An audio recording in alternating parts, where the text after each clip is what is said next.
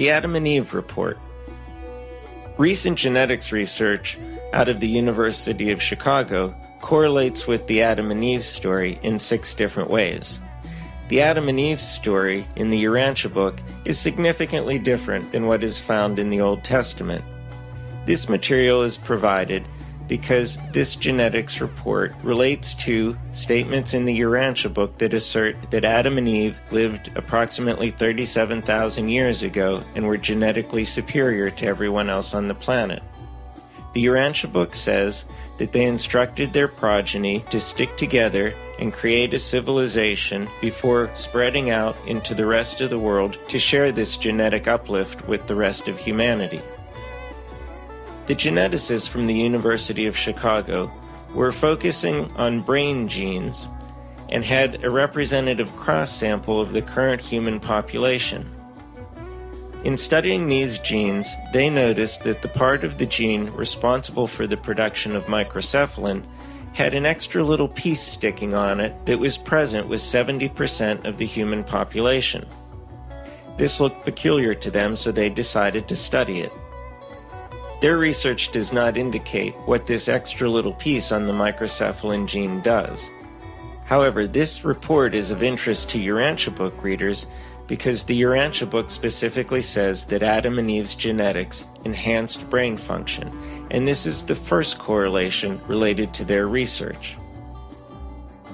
Their research indicates that this extra little piece probably entered the human gene pool about 37,000 years ago. The Urantia book says that Adam and Eve arrived on the planet 37,848 years ago. The genetics report indicates that to get to 70% of the human population in 37,000 years is very rapid.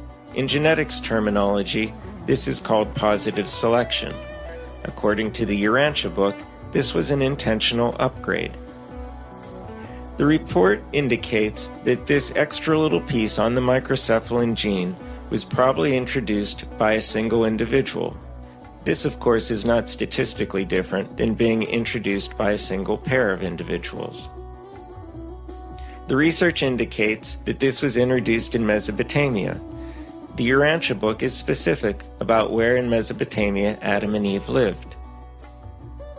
The sub-Saharan African population has far less of this little piece attached to their microcephalin gene than in other parts of the world. This is consistent with what the Urantia book states regarding how Adam and Eve's descendants did not migrate for the most part into sub-Saharan Africa. The researchers also studied the brain genes around the microcephalin gene and determined that these coalesce back to 990,000 years ago. The Urantia book says the first human beings evolved on the planet 993,408 years ago. So recent genetics research correlates with the Adam and Eve story in 6 ways. It also correlates with the Urantia book story about the first human beings. This report begins with quotes from the Urantia book that highlight the spiritual equality of all human beings and the importance of acting accordingly.